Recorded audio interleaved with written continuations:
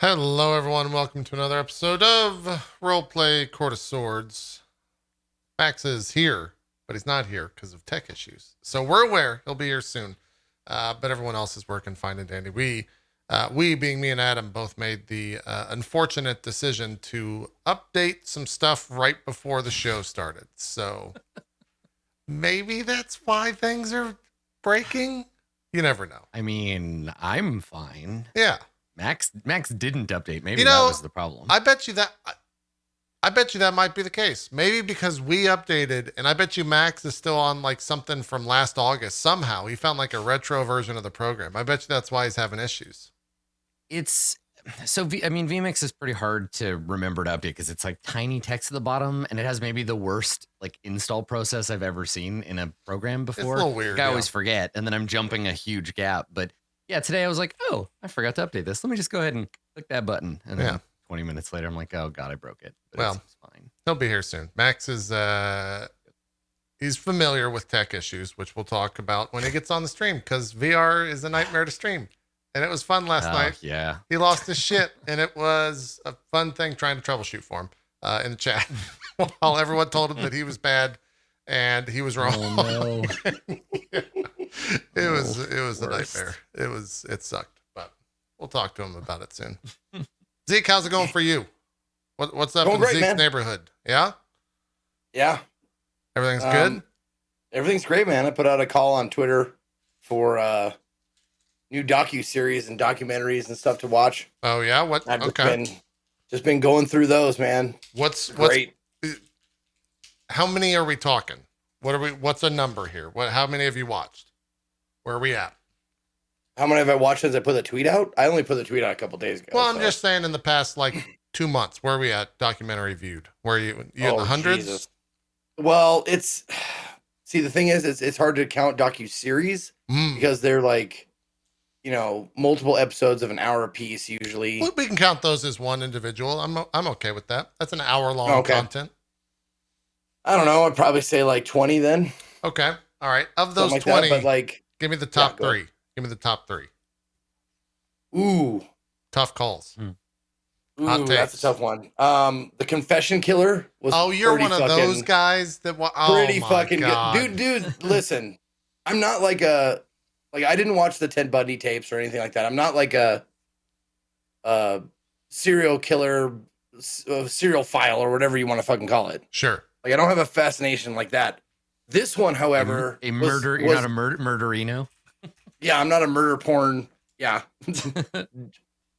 Masturbator, but this one actually is really good because it's more of a mystery than a glorification of serial murder and stuff like that. It's really cool how it unravels. It was really fascinating, and just the twists and turns it takes. I watched Tiger King last night. What is Tiger King about? I saw your reaction to that, but I didn't wiki it. I felt like I was going to live on your high of whatever. Oh, no. Tiger King's different. Oh. You're thinking of Free Solo. That's the one I tweeted about. Didn't you say Tiger King was crazy or something like that, though? Because I know what Free Solo is. Well, maybe I did. Yeah, I think you did it for both. What's Tiger King about? Is it the King Tiger of Tigers? King is about this guy named Joe Exotic. He's self-dubbed Joe Exotic. Okay. And in Oklahoma, he owned a tiger or big cat zoo kind of a thing. He had like over 200 lions and tigers and stuff like that. But he also had like alligators and monkeys and stuff like that. Seems safe. But it starts out as a feud between him and this other lady who runs this place called Big Cat Rescue. And they basically have the same kind of facility. Yeah. Except he is like showing them off and letting people like pet tiger cubs and stuff like that.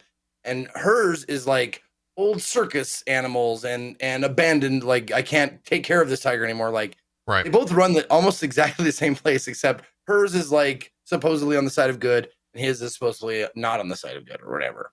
Right. But the main character, Joe Exotic, is the reason why you watch this fucking docuseries. He's fucking out of his mind. He's great. He's hilarious. He's this country music singing tiger-loving, gay cowboy polygamist. I'm not kidding. All those things, all those adjectives fit, and it's Okay. a treat to watch. Interesting. All right, that's 2. Is the third one Free Solo? Are you on the Free Free Solo Solo train? was one of the best documentaries I've ever seen. It is Yeah. fucking. The visceral response you get from just Well, watching that. that's just why I've watching been someone afraid to pre-climb watch it. stuff. Yeah. Holy shit! It made me afraid. Like I was up there. I have Ugh. recently discovered in the past like 3 months that I guess I have a fear of extreme heights. I don't think I could watch that movie, and because of that, I've not watched that movie.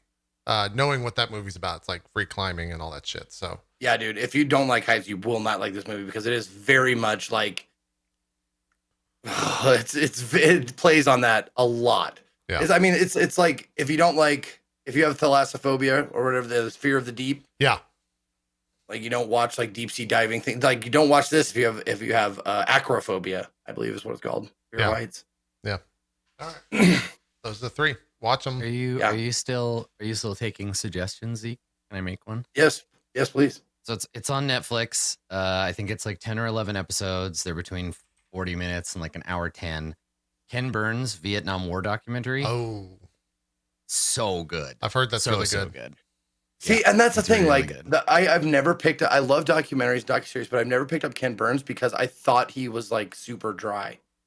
Like it was just like this super educational and not like engaging He or doesn't- entertaining. Yeah, he doesn't narrate the Vietnam one. And it's pretty good. It's a lot of like interviews, so it cuts back and forth between a guy telling you about stuff. Also, for Ken Burns, like the more recent the war, the more film he has to show you, right? Like if you're watching the Okay. Civil War, it's like I'm an old man talking about a picture of the Civil War. Whereas Vietnam, Right. it's like here's the war, there's a guy, they're shooting, things are happening. Okay. Yeah, I really liked it. And I'm the same way. I didn't really click with the Civil War one or the World War II one as well, but that one I really liked. I enjoyed it a lot. Well, I think I tried to watch the baseball one. I think he did one on baseball, Mm. and Mhm. Yeah, two things to think about if you don't want to be turned on: Ken Burns and baseball. yeah, You're good to go. like that's what guys think of when they don't want to, climax too fast. It's like Ken Think Burns, about baseball, Ken Burns. baseball. Think about Ken Yeah. Burns. Think about Civil War documentary. Yeah, Jesus. Mhm. Jesus. reenactment. Okay, I'm fine. But yeah, I like that one. I'm not a big documentary guy generally either, but I quite like that. Okay. That was cool. I like historical documentaries a lot. Yeah. Well, Free Solo actually, like, it's on Hulu, and I had canceled my Hulu subscription, not knowing that Hulu has like probably the best selection of documentaries. They have Interesting. I did not know that. Like, because I look at Netflix, think I've watched that's most of the Netflix ones. Netflix has some good ones. But this one has like a nice melange. No, that's not the word I'm looking for. A nice. I mean, it is. Is it okay? A nice variety. It's just of French. It's just different- French for mix. Yeah. Okay, got good. it. Okay, it is. Okay. Yeah, you're right. A nice melange of different subject matter, different topics, that kind of stuff. I watched another really good one, if you even care about skate culture, called Minding the Gap. I've And it was just this- I've heard that's very good. It's good. It's really good. It's just it's not really about skateboarding. It's about the 3 main characters, and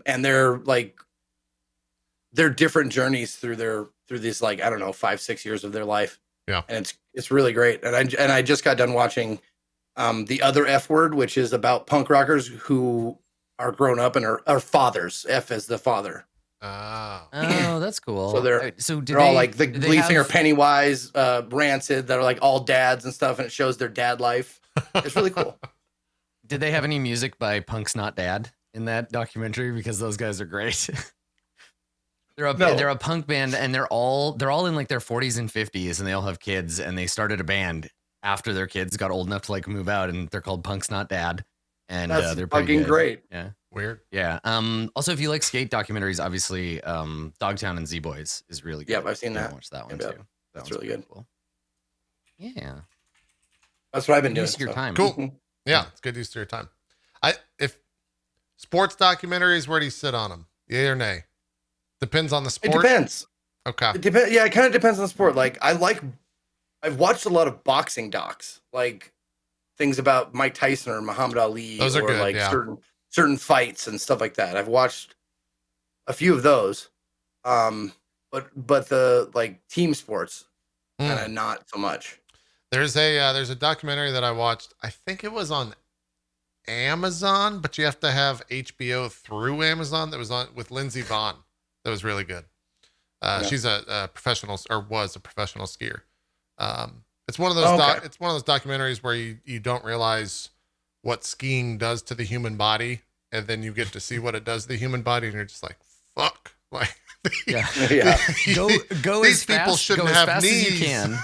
Yeah, go as fast as you can downhill over a series of very intense bumps, and then make sure you stop at the end and not in the middle. Yeah. Yeah. And like they show there's a montage of just wrecks into the side of a ski course, and you're going like 70 miles an hour, just slamming right into the side of this fucking like It's not hay good. bale situation. Yeah, it's intense for sure. Oh, speaking of that, it actually reminded me of a different show that I watched that's sort of new on Netflix called 100 Humans or something like that. Huh. Oh, no, I've seen the previews for that, or like seen that on Netflix when I go to it, but I haven't watched it yet. It's cool. It's kind of eye-opening. They take 100 humans and they do different sort of like they're volunteers. Experiments or whatever. Well, like tests to see like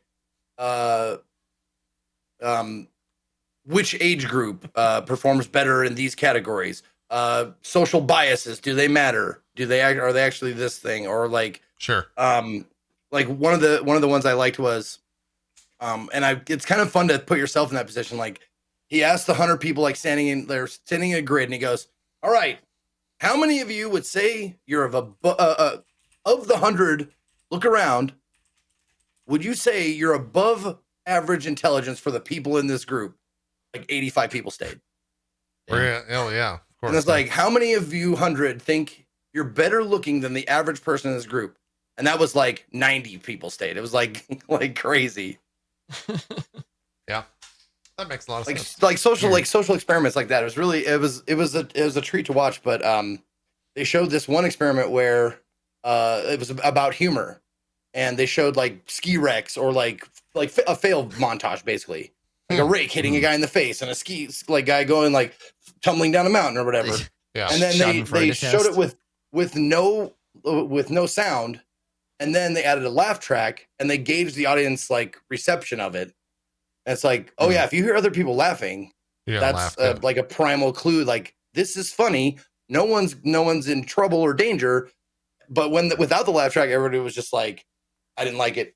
That was terrible. I can't believe you showed it to us. Like they're all fucking offended and shit. Of course. That's a real fucking thing. Like seeing that I saw that at like the weird whatever fucking circus / death defying like gymnastics. It was like a circus show, like a tent thing, but it was supposed to be like trippy and horror themed, and it's like a combination of it was just weird fucking mess of terrible improv comedy with like other weird gymnastics stuff. And then they had at one point like some cool things were like this rotating fucking steel cage, and these guys were like, it was nuts, it was crazy, but it was terribly paced. But every time everybody was laughing at like the stupid horrible improv comedy, I was just looking around like, what the fuck is happening?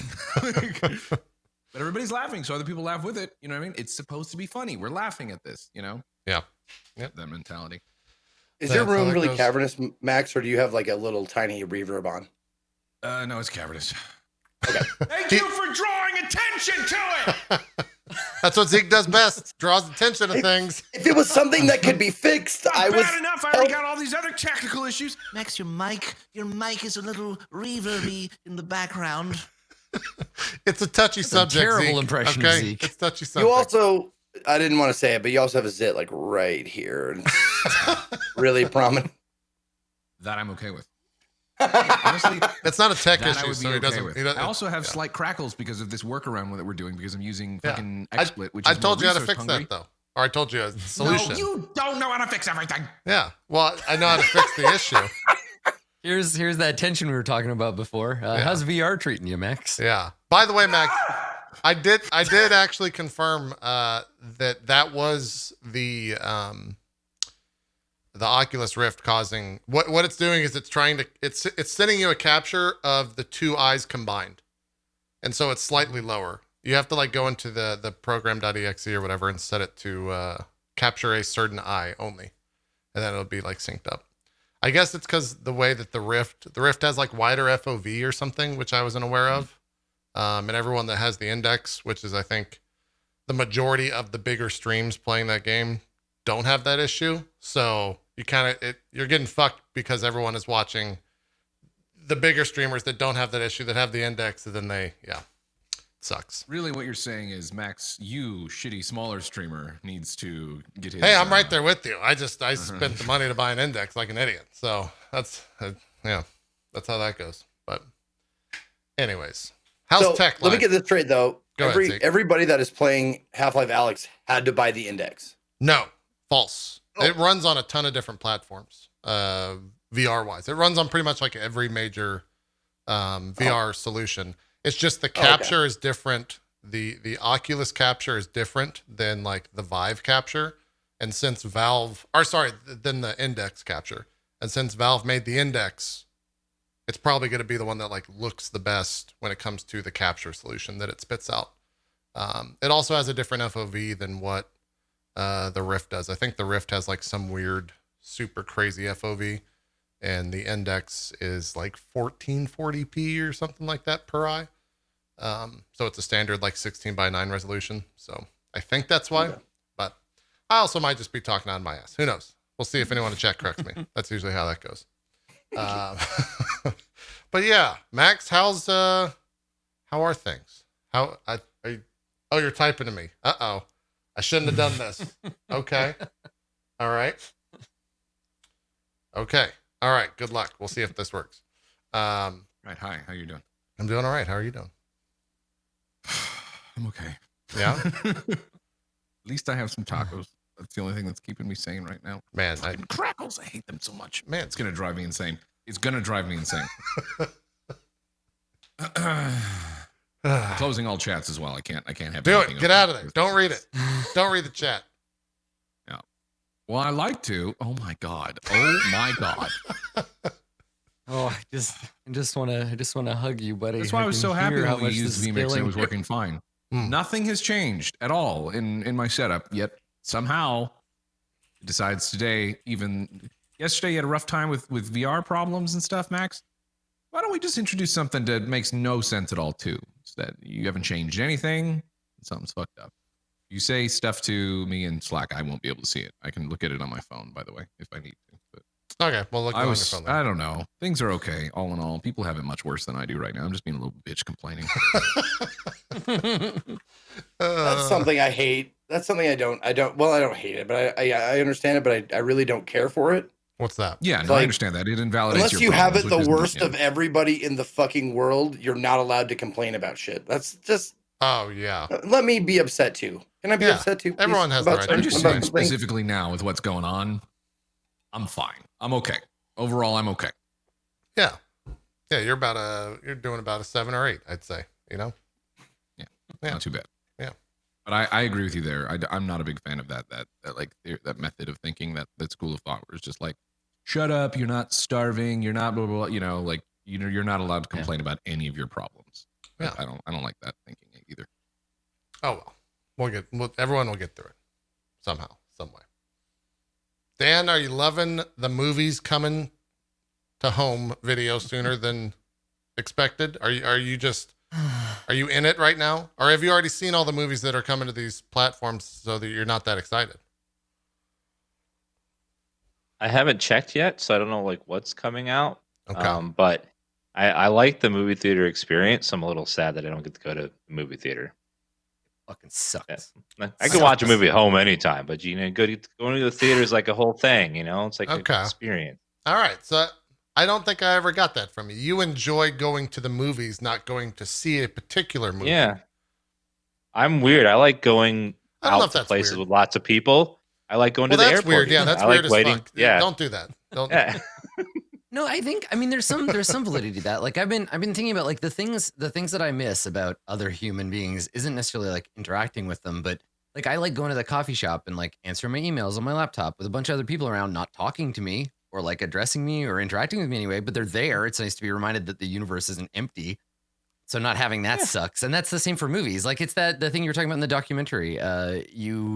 You laugh harder at funny stuff when other people are laughing, right? Scarier movies are scary when other people near you are gasping and getting surprised, right? So yeah, I feel you, Dan. Yeah. I'm the same way.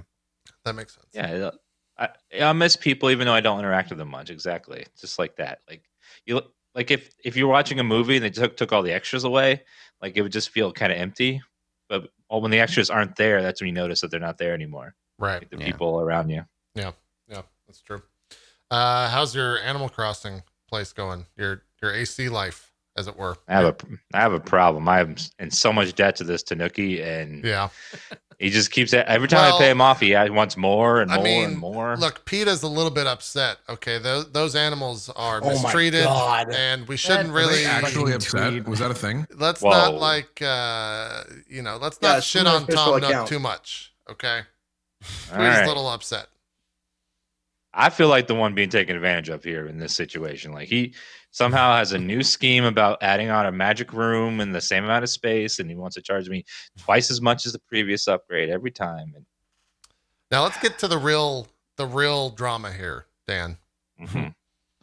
How do you feel about time travel? I do not like it because they spoil the game for me when they post pictures on Twitter of stuff that hasn't happened yet. When I'm just scrolling through Twitter and just boom, there's a picture of something I haven't built. That's going to be a week later. Yeah, makes me mad. Okay. I don't care what people do in their game. Like you can do whatever you want. Just keep it to yourself if you're going to cheat like that. So Okay. you don't spoil it for others. I get that. Yeah, don't That's share. the only I thing don't care what Enjoy. I don't care Don't what other do it. people do in the privacy of their Nintendo Switch. I just don't need them throwing it in my face all the time. Yeah. I think I stumbled into a stream accidentally the other day while I was browsing AC streams of someone that was on like, I don't know, effectively day 100 or some shit. And they just it was just like the most absurd. It looked like they were playing Sim City and I was still on like Farmville or some shit. It looked completely different. I saw one guy this morning that had his title was collecting the last fish. Okay, he's gone through the entire year to get every seasonal fish and is like on his last one. It's like, how in the world? Like, That's a lot of time. I know. Now, when you're talking about time skipping, do you have to actually adjust the time clock, within the? Yeah. Within the Switch? Switch, yeah. That's how Oh, it works. okay. Mhm. Yeah. So Nintendo, it's not a built-in game mechanic. correct, yeah. I think, no, Dan, it's a hack, but it's been around forever. Dan, correct me if I'm wrong. Nintendo has like built-in things where holidays are not tied to the clock. They're tied to like the internet connection or something like that. The way they've changed it this time is that it's not in the game currently. They're going to release patches like a week or two before each event, so that way it's not physically in the game if someone skips to it. Okay. Like the update that So just you came can- out at launch was the one that added the Easter event, which is coming up this week. So you could jump to December 25th, but it wouldn't be Christmas.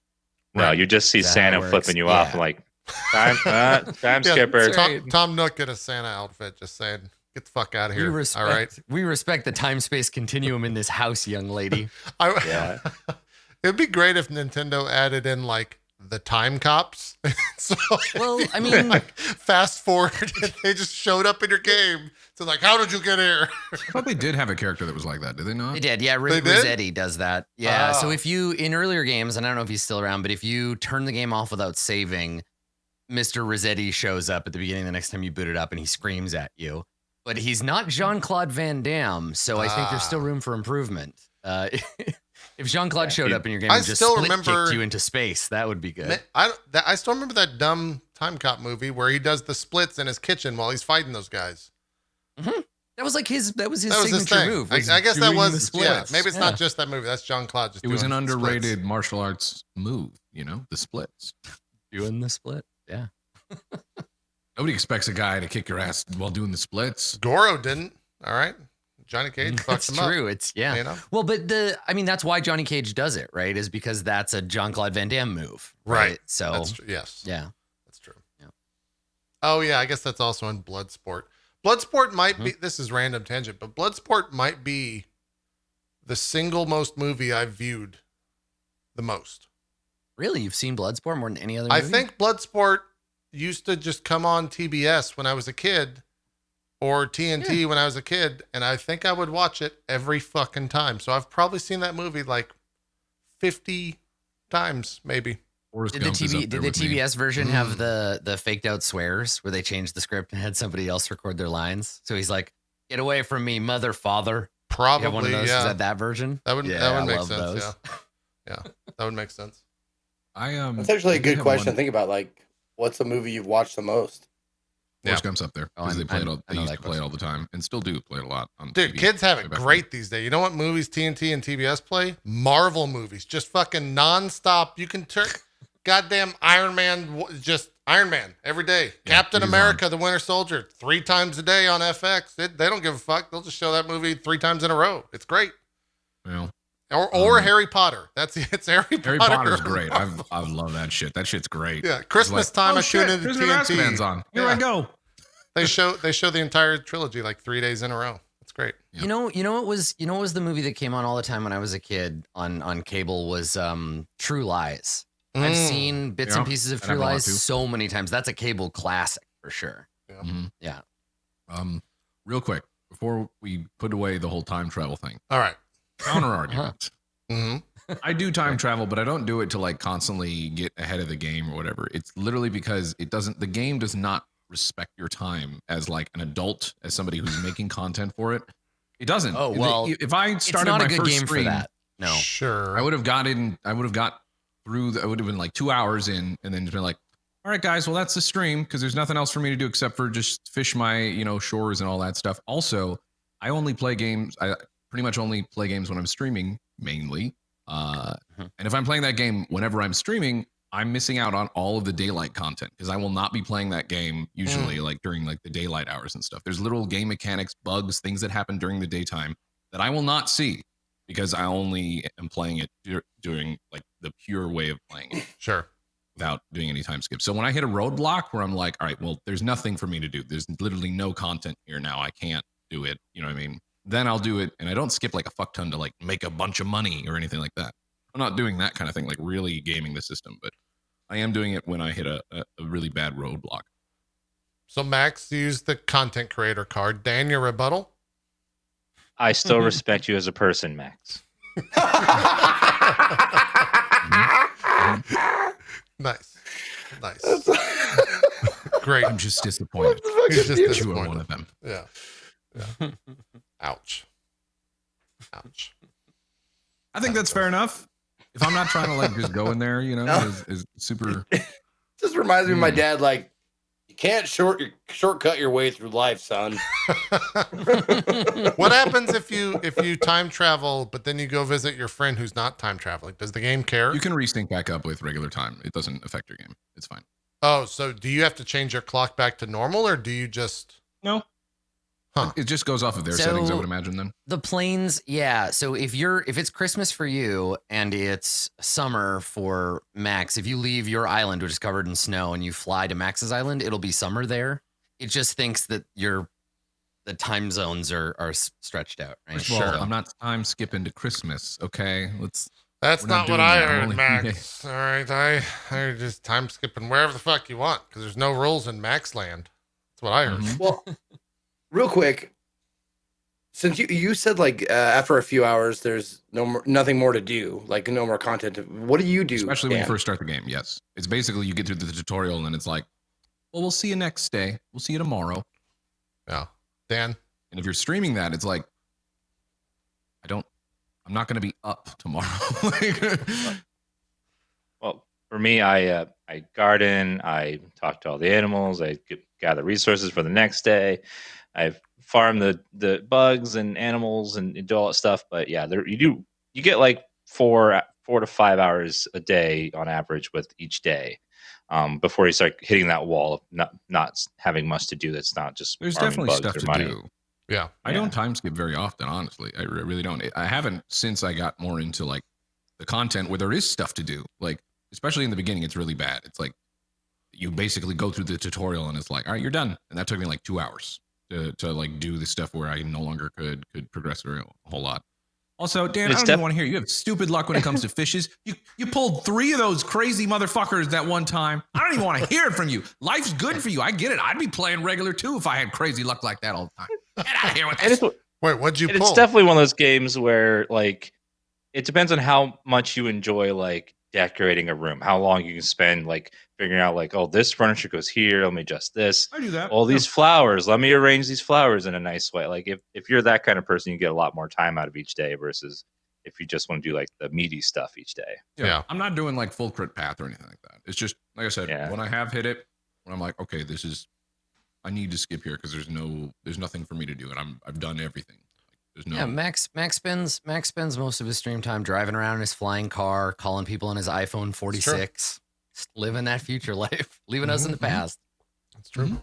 It's true. Yeah, it's all right. What happens if you skip ahead like 50 years? I don't know. Everything's just all the animals are dead. Yeah, do you just come back and there's skeletons? I mean, all on your so highway?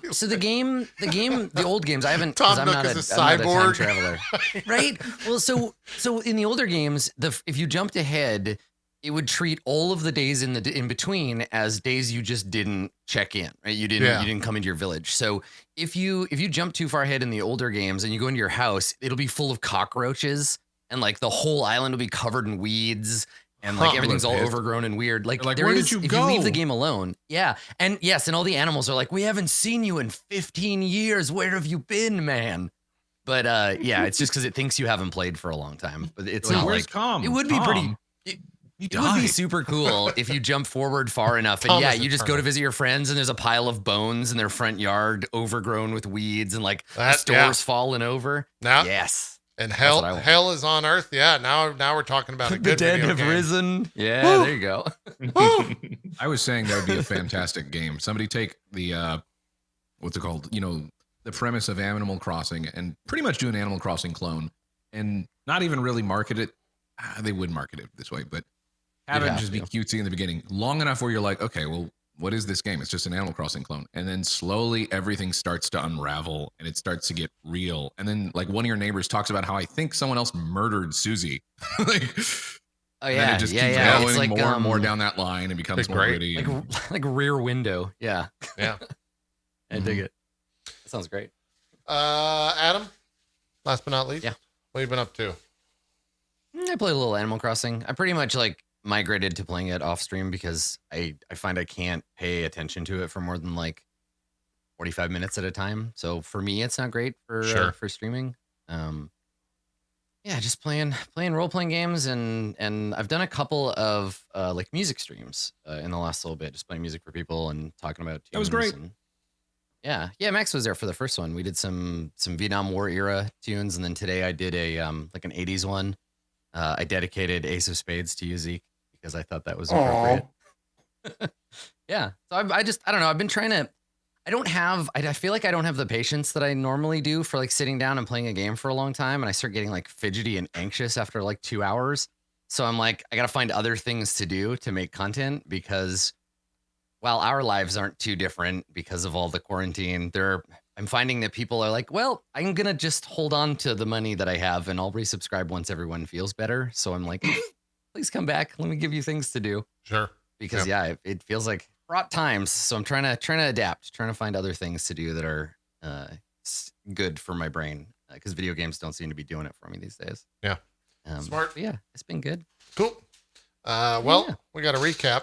It's just me screaming at Ramus to get us the fuck out of here for 2 minutes. So let's check it out. Previously on Court of Swords. In the camp of the last remnant of the Court of Swords army, 10 Pillars investigates a religious ceremony. A priest of the chariot named Hua is leading the men in a fervorous prayer for victory. The next morning, as the shifts change, Ramus and 10 Pillars speak to Most Loyal Sword about the camp, its defenses, and their intentions. They're waiting for a grand plan from Southern Wind, who's been in a state of seclusion for some time. They speak with Hua as well, who seems eager for new company and warms to Ramus after he decides Ramus isn't a blasphemer. Everyone makes mistakes once in a while. Maharib decides the party is going to sneak into the temple, Most Loyal Sword be damned, and they discuss a plan.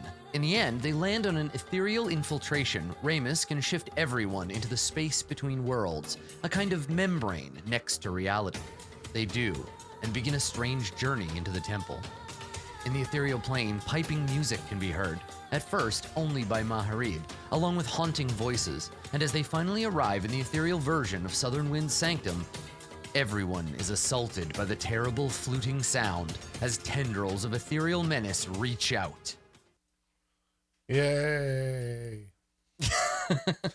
Who doesn't love ethereal Rip the tendrils cord. of menace? Yeah, get us out of here, Ramus.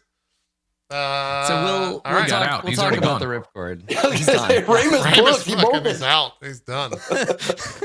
Fucked. Can I just end the spell for me and leave these nerds here? Yeah. So we'll do goals and then and then we can talk about the ripcord situation. Ramus, I have for you, find out what Southern Wind's grand plan is, get back to the material plane, and get Southern Wind to help us. You Yep. want to keep those? Those are good. Mhm. Okay. Those are fine. And then 10 pillars. I have convince the cadre to join our cause, leave the camp alive, and find out how the cadre has survived this long. You want to change something up? I'm going to change the convince them to join our side for now.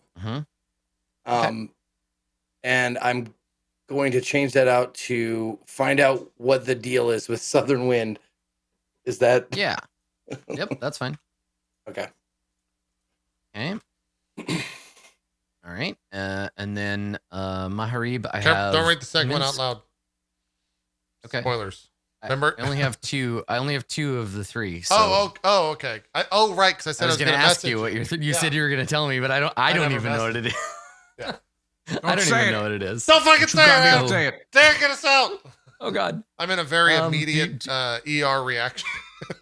Do today. you want to just want to tell everybody what your goals are? Or? Convince the cadre to join us with the help of my party, learn the truth about Southern Wind, and then a secret have a one third which secret won't. one? Yeah, that won't. Because it's story related. Yeah. Okay. All right. So just send it over to me, and I'll put it on my secret doc here. Okay. All right. And then Berg, I have replace the hammer with something significant, evacuate the cultists, and then an empty one. What do you wanna do I with feel like we that should empty one? And pause do you and want to actually change the other one? cultists and Yep. probably pop in 2 for 1 and 2. You know what I mean? That are more immediate.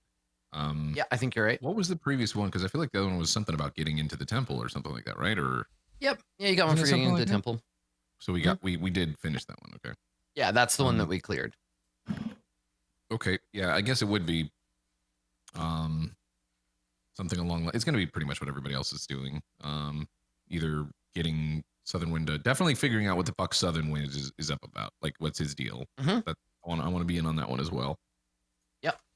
The other one maybe is more immediate, and I mean, are we planning on getting the fuck out of here, or are we going to fight this thing? Because that would change the description of the goal. I mean, that's up to Ramus. He's the only one that can get us out of here. I'm just saying, for the sake of goal writing, I'm kind of pinging you I- guys as players. just I'll to- be pulling us out immediately if we can. Yeah, there's going to Okay. be one very important roll that'll determine whether Ramus can pull the ripcord or not on his turn. Yeah, it just becomes terminology, because even if I put like get Southern Wind to join us, we find out Southern Wind is a bunch of bones, like or something like that. Come with me, It's Scully. a squirrel. But then you can just go over there and get the skull and say, "Oh, he's talking to Yeah. me." Yeah, that's true. Technically, I could just grab put it in there. Get Southern Wind to join us. There you go. Yeah, I mean, it doesn't have to be Southern Wind, right? Because if you find out that he's Yeah. dead, you could go and try to convince the soldiers to be like, Gain assistance "Behold, from the skull of your soldiers, god, come with us." Yeah, so yeah. Gain if you want to assistance aim it at from- the soldiers instead. Yeah, okay. Sure. Yeah.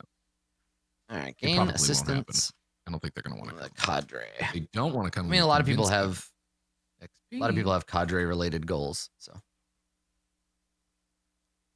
okay, cool, good. All right, so before we start counting down the turn order, because Maharib, you will go first. So the etherealness spell is not a concentration spell, which means that Ramus doesn't have to concentrate on it, but it also means that it takes an action to end the spell. At the beginning of your turn, Ramus, you're going to have to make a wisdom save.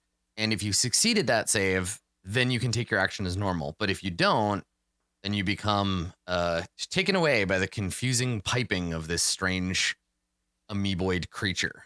So that there'll be Maharib's turn, 10 Pillars' turn, and then the turn that sort of really matters for sticking around or not. But thankfully, it's a wisdom save, and you are quite wise. So, yeah. All right. True.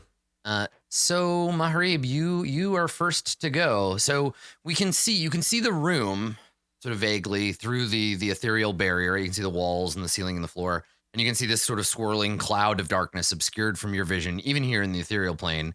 And all around you, sort of bleeding through the walls and the ceiling and the floor, are the sort of viscous tendrils and occasionally glowing eyes and teeth of this creature.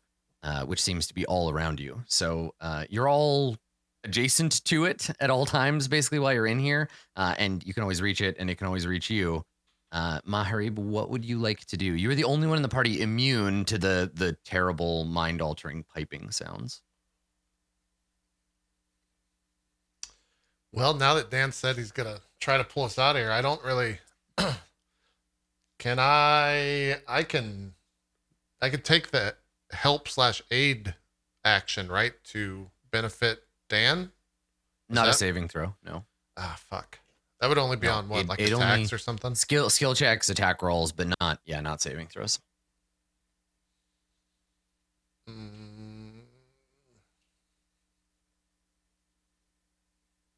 Well, I don't really think there's any reason to even bother trying to attack this guy.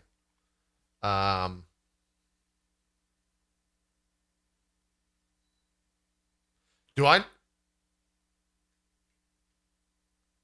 never heard I don't know what this thing is, right? I don't have any idea what this thing is because I didn't hear what was told to. Okay. No, it's just a horrific ethereal monstrosity. You mean this wasn't covered in your giant vision of the whole scheme of the world? You don't know what this is? I knew everything now. It was, but I didn't hear the magic word yet. So I can't act on it. Which is why I was asking that question. I'll just attack this thing. Yeah, sure. Yeah, I'll just do my 3 attacks and see how it goes, just so we know. Okay. Yeah. What that looks like. First attack is a crit. Ah, damn. All right. Not bad. For 20 damage. 20? Okay. All right. So I will say this. Punching this thing does not appear to be as effective as you might hope. Right. You might say it's resistant to being punched. Okay. I hear what you're putting down, for sure. All right, good. Thank you. Yeah. Let's put everybody front and center here. Well, you put me close to one of his mouths. I mean, it's everywhere. Yeah. It's both, everywhere is a mouth. Both the map. It's both the map and the monster. So also, Adam, does it matter if my fists are magical? It does not. Like, that sounds so stupid. My fists are magical, Adam. I've heard that one before. It was a magical punch. Somebody tells you their fists are magical, just step back. So no, there's no difference. Your magical fists are irrelevant in this case. Okay. All right. How does this is the first time I've used Fury of Blows, and Zeke, you might be the person to help me out here. Do I use Fury of Blows after my 3 attacks, or do I use it after my first attack? You can use it after every successful attack. So you can attack twice or 3 times, right? Yes, total. So every time you hit, you can spend a key point and do flurry afterwards. No, isn't it a bonus action? Yeah, I think it's a bonus action. I think it only do it If it's a once. bonus action, you can only do it That's once. what I meant. That's what I meant. I'm sorry. Yes. Right. It is a So bonus action, but you can use it's- it once. Yeah. It's not every, it's any. So you could be like, I remember punch, I would flurry, do- punch, flurry. Yeah. Okay. Exactly. I would do 2 attacks, a flurry, and then stunning blow, I think. Right. Is like Something the like basic gist of it. Okay. Because I don't think the stunning blow counts as an action. It's just like a little spice you throw on your punch. Gotcha. I don't think I'm going to be able to stun this guy, and I'd rather. I was thinking of stun. You're right, guys. Yeah. I would try and stun every attack. All right, so I'll make 2 more attacks, then I'll do Fury of Blows for 1 key. Second attack, 24 That's a hit. for 7. Third attack, 18. Yes, an 18 is a hit. Okay, for 6, and then I will use. Okay. I'm gonna always refer to this as Fury of Blows for some reason. Okay. Flurry of blows. For an extra attack. Flurry of blows. Yeah. For 24, which is a hit for 9 damage. Yep. Okay. I love the idea of Mahari karate battling tendrils, right? Like, so like a tentacle will like sweep up out of the floor and you karate chop it and it splits off and falls. Another one comes down from the ceiling and you like slide under it. It'd be a pretty cool fight to watch. So yeah, these tentacles are flying around trying to hit you. And and you're striking out, punching and kicking them. Cool. And you have, I think you have one last attack, right? Because Flurry gives you 2. That would be, I don't think that's right. That would be 5 attacks per round. Isn't it only 3? Do you normally have, I normally as have part of 3 the attack attacks. action?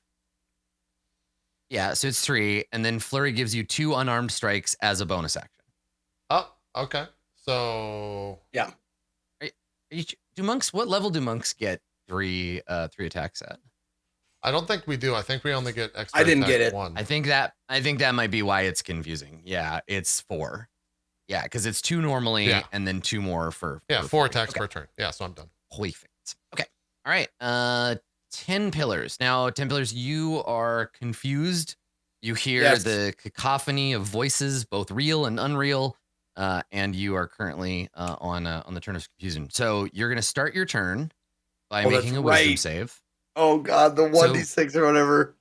Yeah, wisdom save first, then the effects of the Okay. confusion spell, and then that's the turn, right? Because Okay. this works a little bit different. You don't save at the end. You save at the start, and every time you fail, it adds to the turns that it'll last.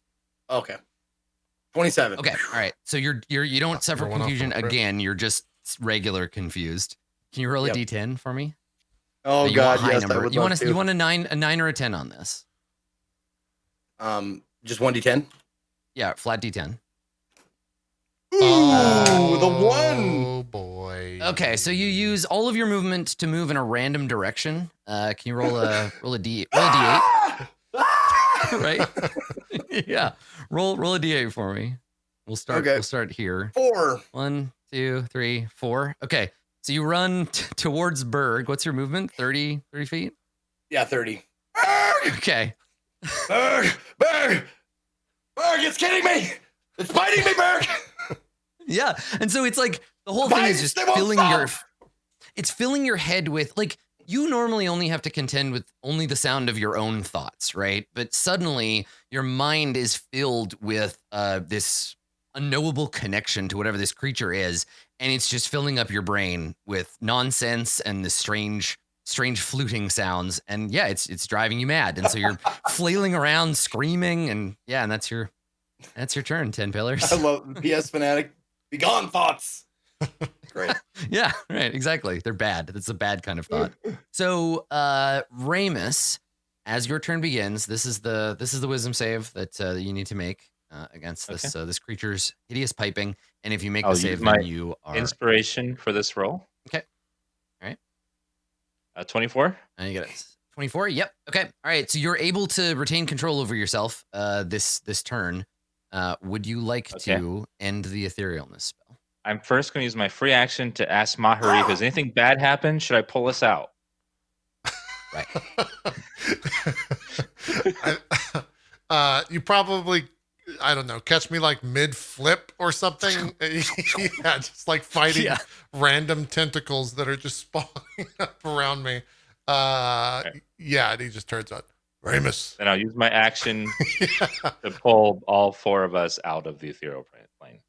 All right. So the etherealness spell ends, and I need to make a roll. Oh. Figured that was coming. Yeah, I think as you're casting the spell, you just hear "get us out," and then we'll see what happens as time starts to slow down because Adam made a roll. So you go to end. You begin performing the quick sutras that end the spell. Right. You draw the circle. You make the hand gestures. You speak the words. And as you do, you feel, all 4 of you feel this pulling sensation, and it follows along with you. So you shunt back into reality. You come back into reality, right? As you fade back in, and then suddenly a flood of this creature, like basically imagine that there is a tear between the ethereal plane and reality, and you step through it metaphorically, and it jams its tendrils in after you, tears it open further, and then just spews forth into the room. So in the room, you see Now, the quick gray question. Yeah. Sure. When the spell ends, Mhm. we don't go back because we didn't leave like our normal bodies behind. This isn't astral travel. Yeah. So you just pop into the room Okay. in the inner Oh, okay, sanctum. gotcha. Yeah. Okay. You and your new friend. So it tears this, it follows you through.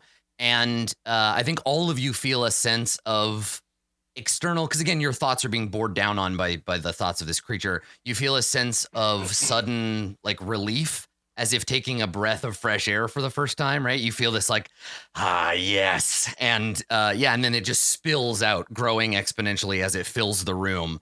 And at the back of the room, you can see where the cloud in the ethereal plane was. It's not obscured here. Now, this place is dark. Many of you have dark vision, but at the back of the room, there is a stone chair surrounded by a pile of skulls, and there is a cloaked figure sitting in the chair. And he has his head leaning on his arm. He's got armor on, and he has a big, it probably used to be yellow, but it's all like rotten now, this big sash, and it has on it that same cloud pattern that you saw on the banner outside.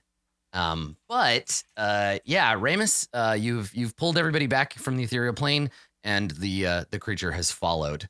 You still have the rest of your turn. If there's anything you want to do, you have a bonus action left, I believe. Yes. Hey Adam, while Dan's thinking, could you describe? I think I might have missed the description of Southern Wind on the throne or on the whatever. You can't see his face because he's got a hood up, right? He has his head down and a hood up, and he's leaning he's got a gauntleted hand, and he's got his head leaned on his hand, and his cloak is around his shoulders, and then he has this like rotting sash, and he's wearing Court of Swords, like soldier's armor, right? Okay. And he's just sitting there, either unconscious or dead or something, but he doesn't seem to notice that the room is now filled with Shoggoth. So, Ramus, would you like to make a bonus action or? Not right now. I will just. Okay. All right. Okay. So you don't have to do anything at the end of your turn. You are fine this turn. The creature doesn't have to move because it's everywhere. I just need to roll to see how many attacks it gets. Okay. That should be +1, not plus exclamation mark. So it gets 5 attacks. So let's just go around. Everybody gets 1, and then I'll pick somebody to get another one. So Maharib. Yep. It attacks you. You get a 24. That would be a hit. Okay. You are grappled by the Shoggoth. Okay. So a tendril snaps up and it grabs you, and in the process of doing so, deals you 41 bludgeoning damage. Okay. And then Ramus, one for I will you. flash it to give it disadvantage. Disadvantage? Okay, cool. It made the mistake of putting eyes on this tentacle. So it lunges for you. Technically, it's immune to being blinded, but this isn't blinding, so you're fine. You're still good. I get an 18. That's a miss. Okay, perfect. Berg, one of the tendrils lunges for you. I get a 25. That's a miss. Shut up, Max. You take 38 bludgeoning damage. And then 1 for 10 pillars. 27. Or sorry, you have something wanted to. Yes, I will uncanny dodge for half. Okay. All right. Yeah. So you take whatever half of 37 is. Okay. And then I got one more attack, so I'll roll a d4 to randomly decide who gets second attack. 1, 2, 3. It is Berg. Second attack for Berg. I got a 19. It's a hit. Okay, so you He's take always gonna another 33. All right, so All everyone is before grappled. being You able are to all rage. you're all held in place. You can still act, you just can't move. So everybody's frozen in place. Berg, it is your turn. Can you make a wisdom save at the beginning of your turn, please? Yeah. Great. Yeah, I guess you're not Ramus, you're not grappled because it didn't hit. Okay. All right. So Berg, you are confused. Can you roll a d10? Yeah.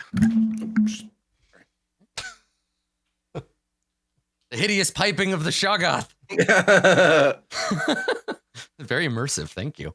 All right. On a 3, you do not move or take actions this turn. Okay. All right. So you're Berg. Your mind is filled of horrific Good. sounds and I thought shrieking. maybe I'd be able to rage.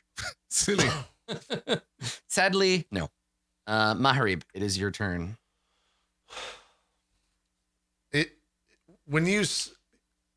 I think you described it, and maybe I potentially missed it. Is he fully in this realm, or are parts of him in this realm? Like, what are we? What is spewing forth through this rip in ethereal reality? The spewing is complete. It was a very brief spewing. It came out all at once, just followed you through. All right. And the tunnel through which it traveled has shut behind it. Okay, so everything's here. It's basically we just kind of change worlds, dimensions, whatever. Okay. All right. Well, I guess we're doing this. I'm gonna cast Stone Skin on myself. Is my action. That'll cost me 5 key points. And I will gain, how do I paste this to the thing? There it is. I will gain resistance to non-magical bludgeoning, piercing, and stabbing damage. Hopefully he is non-magical, but I guess that is yet to be seen. Yeah, and I think that just looks like if there's like any, I think you just see me like, as if someone was getting ready to flex, and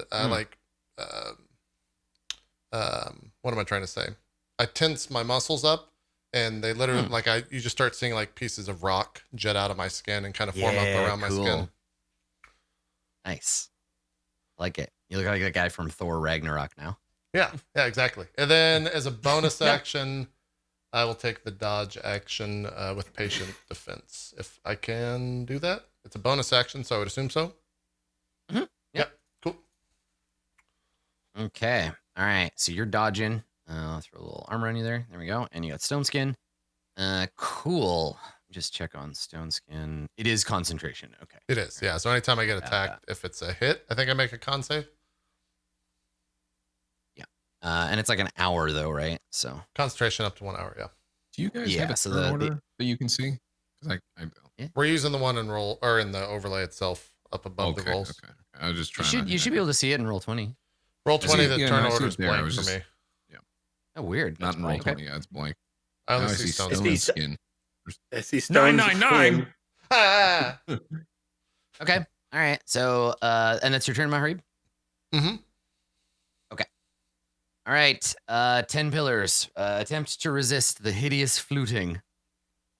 Well, you have to do that every round.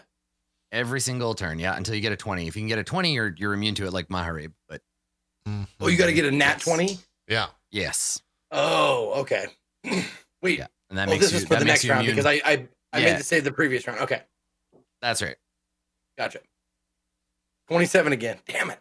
Nice. Okay. 1 off. God damn. Okay. All right. So you are still confused. You just don't get worse confusion. Make a D10 roll. Oh, so the confusion is everlasting? Until you crit. Yes, it's not like a normal effect where you roll against it at the end of your turn. You roll it at the beginning, and if you fail, it just keeps getting longer. Yeah. All right. So 1d10 first. Yeah. 10. Okay, so you can actually take a turn. Now you're grappled, so you can't move, but you can like stab it and shoot it and stuff. So you can act and move normally, except for the fact that it's got you grappled. Otherwise, what would you like to do? Let's see. This is gonna be so weird, but like, I'm just like sitting there like,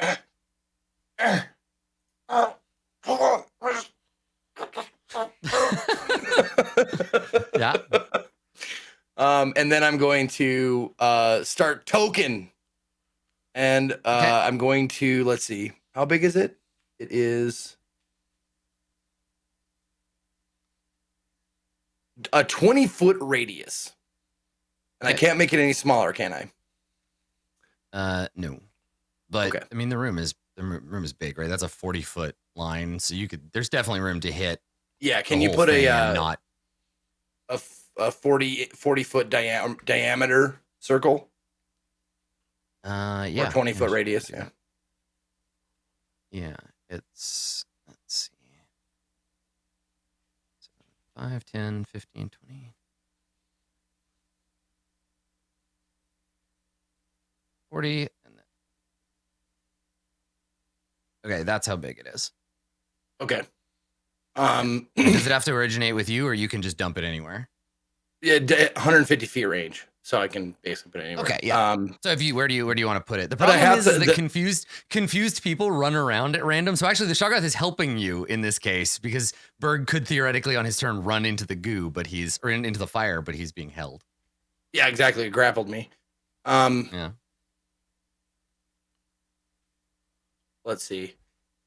I want because the thing about that I hate about the incendiary cloud is it moves 10 feet directly away from you in a direction that you choose at the start of each of your turns. So it just goes without me wanting it to, but that's fine. I can but it'll hit escape. the wall, right? Yeah. It moves away from you and it'll hit the wall, so it'll still be in the room. Oh, it won't like go through the wall and like dissipate. No. It's like burning gas, so it'll hit the wall and then it'll just burn over. Perfect. In the corner. Okay, that's fine then. Yeah, just put it right there then.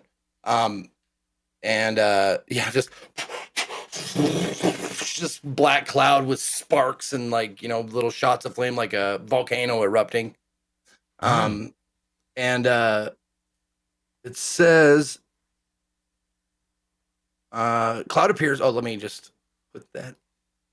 Nope, Yeah, not just that. dump it in chat.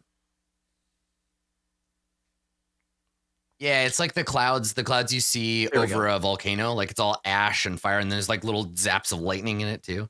Yeah, here we go. Exactly. Okay. All right, so it's gonna last up to a minute, so I'll add that. Okay. Incendiary cloud. Yep. And When the cloud appears, each creature 10 in it rounds. must make a dexterity saving throw. The creature takes 10d8 fire damage on a failed save, half as much on success. Creature almost must make this saving throw when it enters the spell's area for the first time, or on turn Yep. it ends there. So it'll take the There you go. damage. So it'll just do now. this every turn because it has nowhere to go. Yeah, it takes the damage Exactly. now. So it gets the save.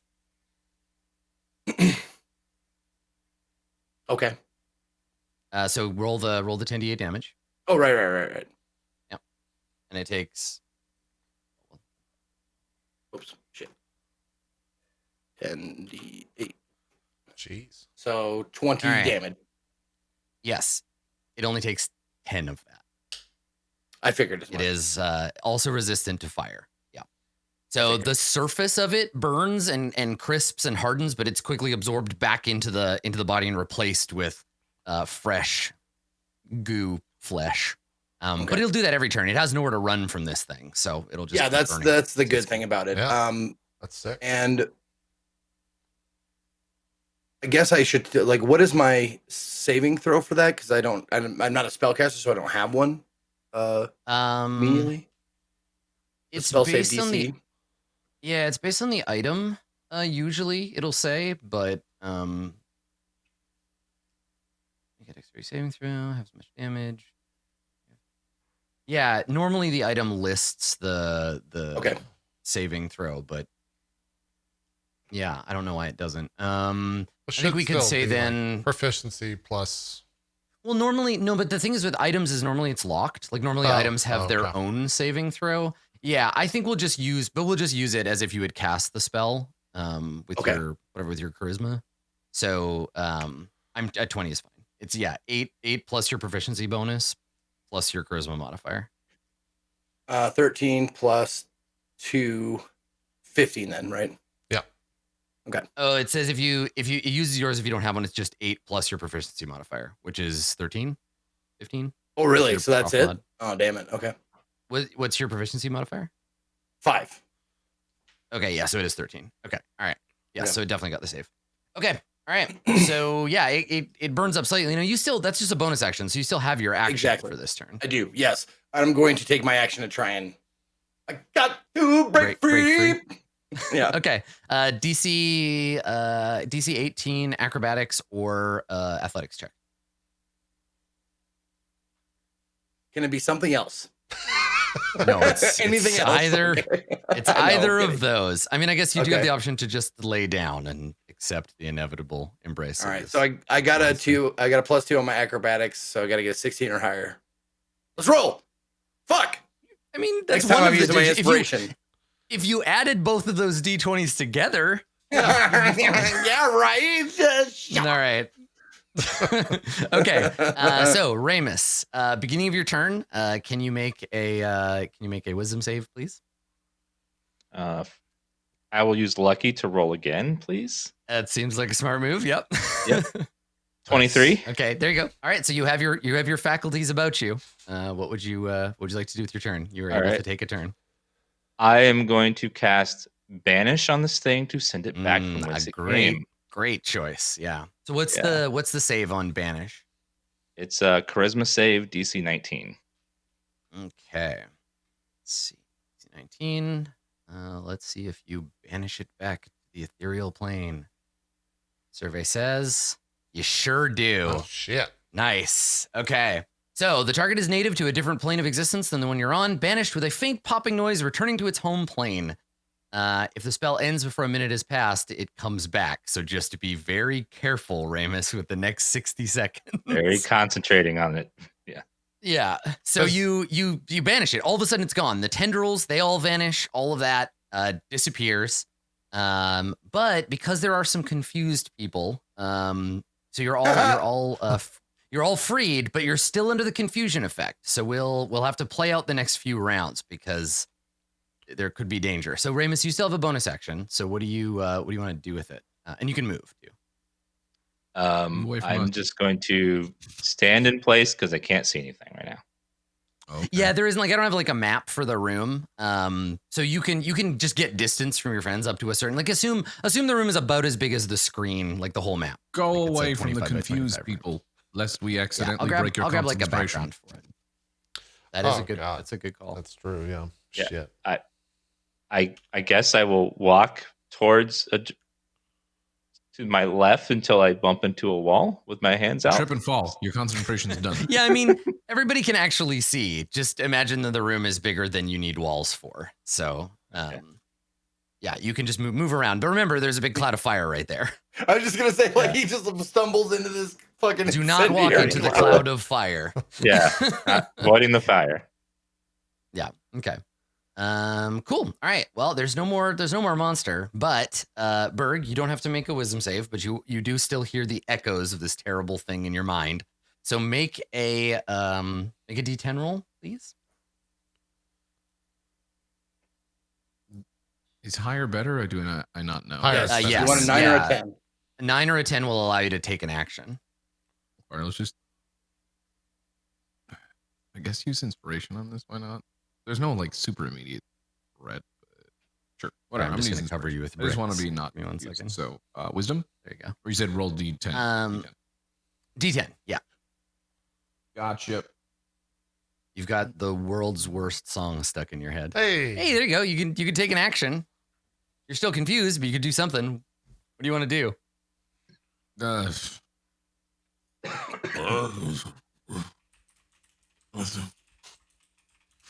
Or it's just looking Cloud of around fire and seeing what next the to hell's you. going on. Yeah, probably sees the cloud of fire and is like, the fuck? Maybe backs off in his confused state of just let's I guess get a little distance from whatever this bright From the fire? Yep. glowing fire is. Yeah. Okay. So yeah, you can move as you like. Is that box the fire? If there's anything else? It is. Yeah, the red box is the fire. I bet you I can find a firestorm. He backs off a bit. Okay. All right, and then you still have an action and a bonus action if there's anything else you wanna do. But there's no targets for you to attack, so rage is hard. Like right now, you wouldn't know what you and 10 Pillars wouldn't know what the strategy is, but Ramus could theoretically be shouting at you, get away, back off or something. Busting into a rage that would break the confusion. Maybe is that? No, no, it's done. Like the confusion just needs to Subside. run Needs to its subside, course. Yeah, okay. Yeah. I guess there's nothing for me to do then, really. I don't think there's anything else for me to do. The only other thing I was going to do before when there was a threat was zealous presence and do the cry, but there's no point in doing that. Yeah.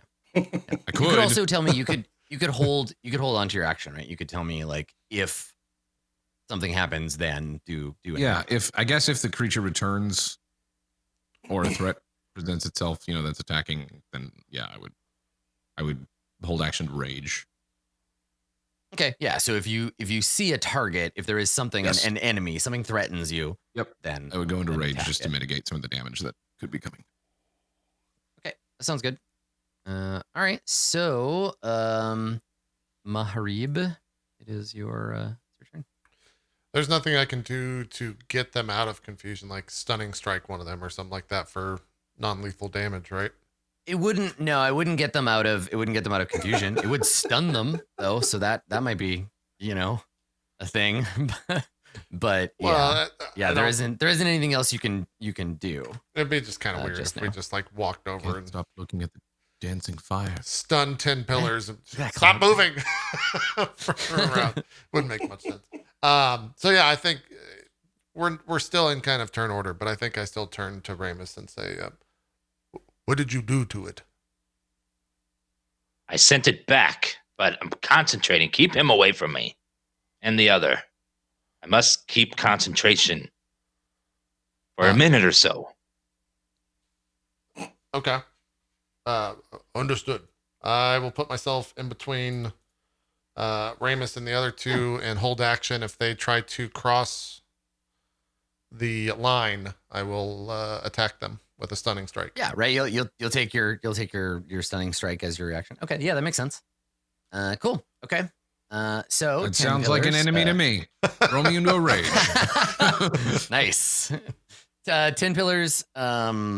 You are still confused. You still have some confusion to deal with. So roll a d10 for me. Okay. And how far does the fire move? Is it 10 feet away from you? Yes, 10 feet away. Okay.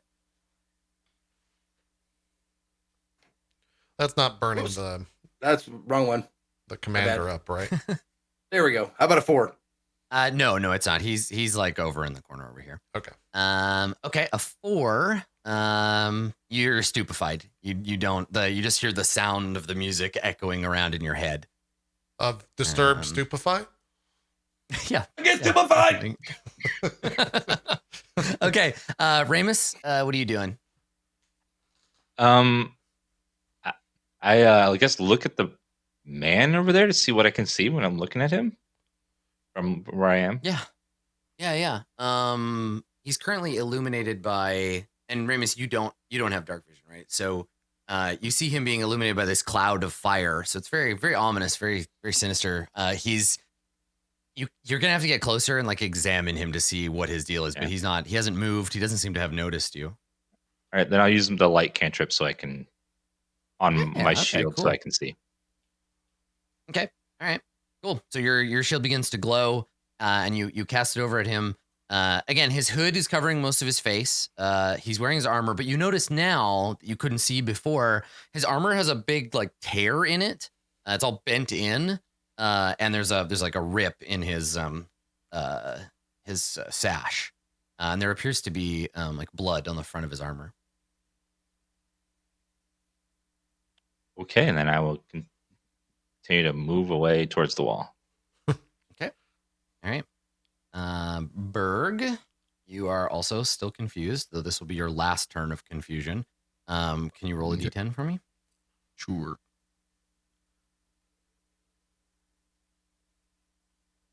Okay, you can take an action. So do you want to do the same thing as before? What do you want to do? You can see the fire is still swirling around. Your friend and his pile of skulls is sort of like over here somewhere. But you have a full turn. This is it. You're free of confusion, and you have control over whatever your action is. Free of confusion? Yes. Yeah. Because it'll end at the end of this turn, and you rolled on this turn to be like you get a turn. So Yeah, it might as well. Maybe It's he's just basically over turning now. to, like, as it clears out, turning to Maharib, just like, what happened? Where did it go? Ramus sent it somewhere. We need to make sure 10 Pillars does not interrupt his incantations, so don't harm him, but just make sure he does not get You anywhere look near over him. at me and just. Yeah. You're like we gotta watch him. Yeah. Bird nods and like, okay. And like maybe steps next to you to kind of help in any if he does anything weird. Yeah, and then you just see me look at you like just Terrifying. stare right at you. You look so peaceful. And Biller's just standing in the corner staring like that guy from the Blair Witch. Yeah, All right. exactly. So Maharib, you also have a turn. I mean, the two of you, like Berg and Maharib, you could go over and just restrain 10 Pillars. You just hold them down. I mean, Right. he's not doing He's not- anything we don't- right now, you know. you know, Yeah. it's you don't want to provoke anything. That's you true. know what I'm saying? We don't want to provoke the rolls. You don't poke him. So, Then maybe he'll do nothing. same Just thing, slumber. reactionary So- stunning strike if he tries to do anything. So Adam's like, for no reason, Zeke, can you roll a D10? 10 Pillars. Roll that D10 for me. You still got a couple of turns of confusion. Okay. Another 4. I really like more it standing here. and drooling. Yeah. Yep. Okay. All right. So the cloud hits the wall and kind of burns against it over here. Yep. And so that's your turn. Ramus, anything you want to do? I'll just wait until everyone's back to normal before approaching the body. So I'm just Yeah, gonna it sounds stand like everybody's in a holding pattern now. So let's have one more roll from 10 Pillars. I think as Okay. me and Berger Let's sitting make it there. exciting. Ooh, 9, There you damn go. it. Normal. Okay, so this last turn, you come to. You hear the haunting song. Finally, its terrible echoes fade from your mind, and you are free. Though the room has this, it's still because of Ramus. So what Ramus is doing with the banish spell is essentially holding up. It's the inverse of the etherealness spell. So he's holding a barrier around this creature, pushing it back into the ethereal, and you can feel somewhere, not with any of your material senses, but you all sense the pressure all around you, that there is something else trying to get in, and Ramus is you can feel that Ramus is holding it back. Mm. Yeah, so we don't need to track turn order anymore, Okay. because there's no active like threat. Eventually, the fire dissipates. I assume, Ramus, that you aren't going to do anything like foolhardy or dangerous. No, I'm going to be very safe until the spell completes. Yes. Right. Yeah, it's not going to be like, hey guys, take turns taking swings at me. Let's see if I can maintain my spell.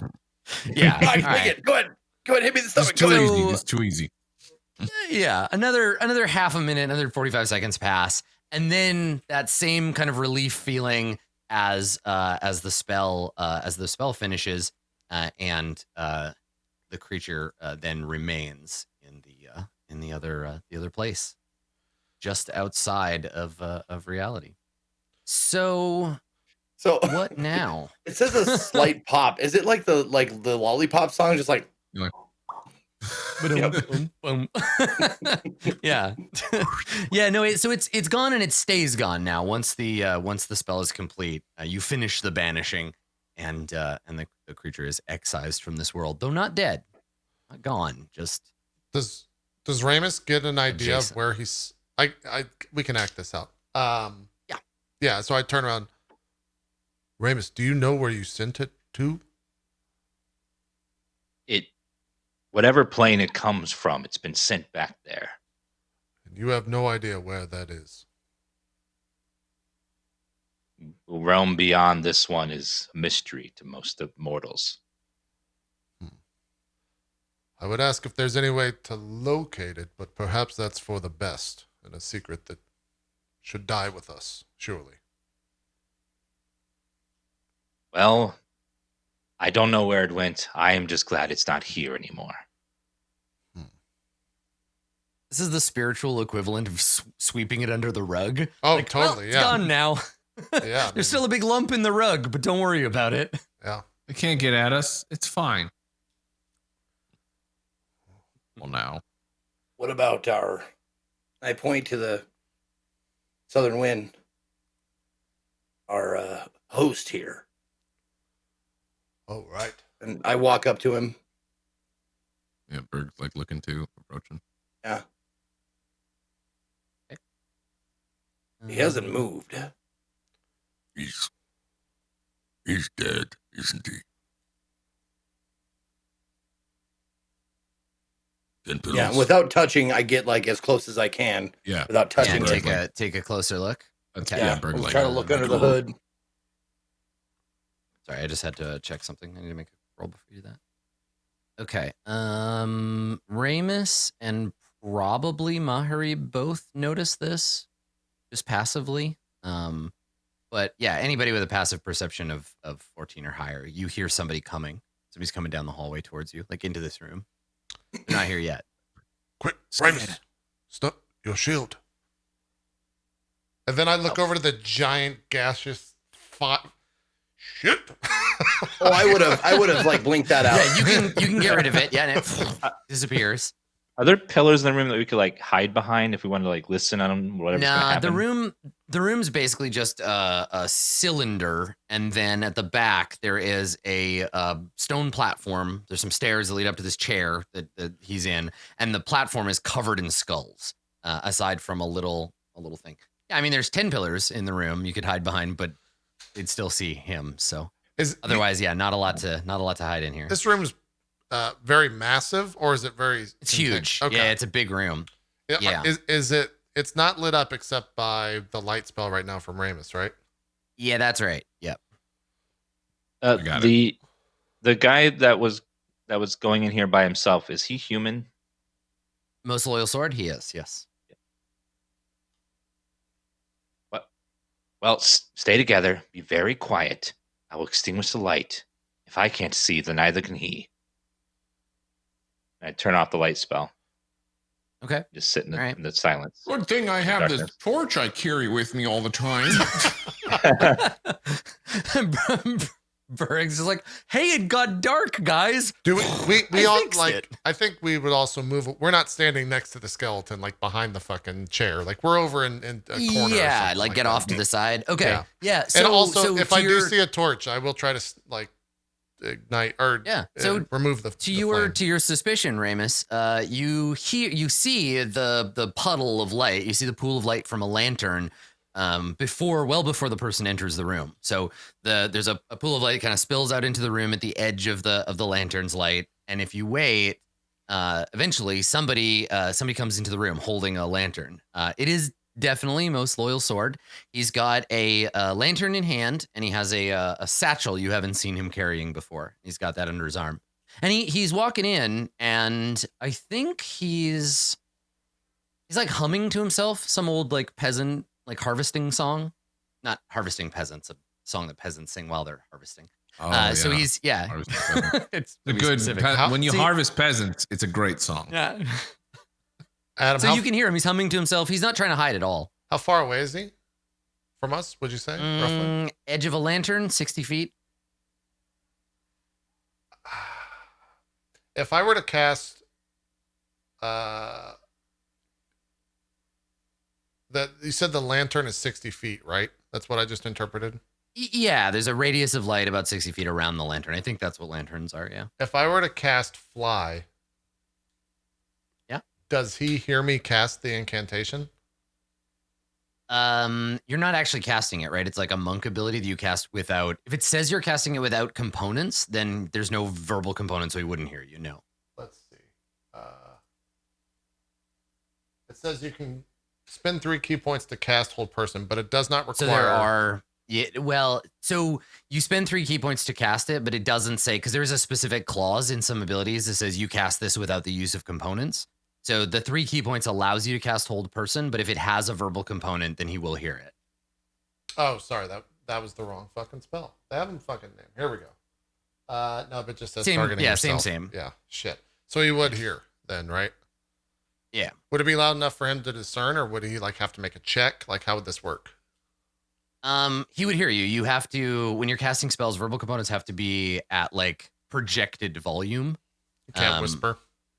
No, you can't whisper a spell. So yeah, he would definitely hear it. He might have to make an Arcana check to figure out that it's a spell and not gibberish.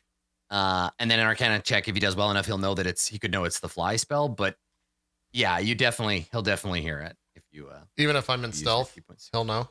Yeah. Because again, verbal components, they're designed this way to explicitly not allow spell casting while you're hiding. Yeah. Okay. Then I won't do anything. I have to be shouting and waving your arms. Yeah. What's considered the climbing check? Is that acrobatics? Athletics is climbing. Oh, okay. Yeah, I don't do anything. Okay. Yeah. I just try to stay hidden. Yeah, he comes into the room, and I mean, if you're just standing still and you're just breathing, the room's big enough that he probably won't notice you. Just stay outside of torch range. Somebody who's like, Ramus, you're standing in darkness, and then you see light come into the room, so you can't see yourself or your friends, but you see him in this sphere of light as he walks in. And yeah. Okay, so he comes into the room and he's holding the torch, and he stops and he like sniffs the air, and he's like, what's that smell? And then he like kind of looks at the lantern, like sniffs it, and shakes his head, because he can smell the incendiary cloud, right? It smells like burning in here. So he's like, I was wondering if you're gonna notice. Oh that yeah, for sure. yeah. It smells like campfire and volcano in here. But yeah, he's just kind of like he's a little suspicious, but he shakes his head and he walks into the room, and he walks over to the throne, right? And he says, "Oh, another day. Still here, old buddy." He puts the lantern down. He's like, "Man, we really need you to come back. You understand? Things are getting hectic out there. Hua is making friends with the strangers now, and they're starting to get impatient. We need some answers, man. Come on." And nothing. Obviously, he doesn't say anything. And he's like, "Well, I brought you a couple more." And he swings the bag around to the front of him, and he takes out a skull, like a human skull. And he holds it out in front of him, and he's like, "Yeah, you like this one?" And he holds it up, and he kind of like holds it back and forth. And he holds the lantern up to show the guy, and he's like, I thought it would go nice over here. And he piles it up next to one of the skulls. And he does this a few times where he just like shows him the skulls and is like, "Yeah, what do you think of this one?" And like tells a little story, right? Where he's like, "Yeah, this is that guy who got his leg broken. Remember when we were marching? He finally kicked the bucket. So, he's come back to join you, Cap." He puts it down, and he's just having this conversation with the captain. I just want to know if like this is something I can make an insight check on to see if he is crazy or he actually believes what he's saying. You know what I'm saying? If he's just rambling or he's actually like, he thinks what he's saying is getting through to the person that he's talking to. Is this somebody like saying it for their own means, or is it like, hey, Okay, Grandma, I know you're there. Yeah. You can do it with disadvantage because you can't see his face. Okay.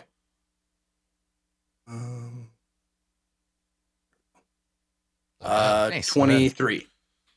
Okay. So, yes, this is not an act. He believes he is communicating with the captain. Okay. And you notice also he's not responding. It's not like he's like, "What do you think?" "Yeah, I thought so too." He's just talking. Okay, so he doesn't wait for a response. No, there's no, none of that. Yeah, he's not imagining or hearing a second side of the conversation. He's not Ciceroing this right now. Yeah, right. Yeah. So, yeah. You just, you want to wait until he leaves, or do you want to confront him? What do you think? I have no plans of confronting.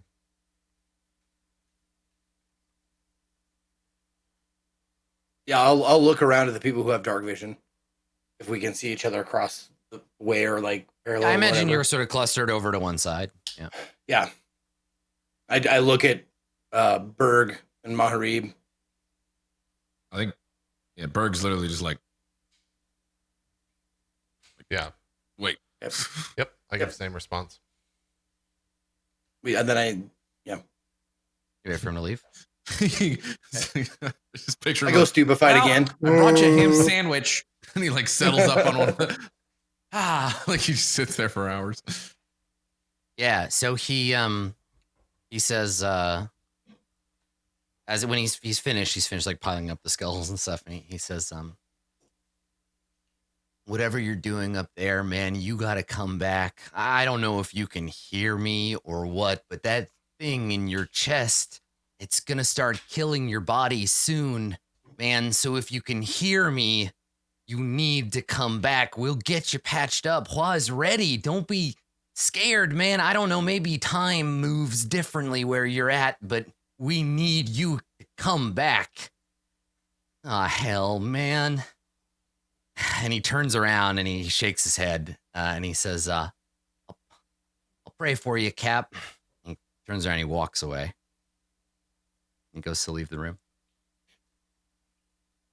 I don't know if it's a history or religion or whatever check, but I want to put together thing in the chest, the thing I saw that we just fought, and see if there's any sort of connection or more information I can get out of that. Like, what did we just fight? What actually happened here?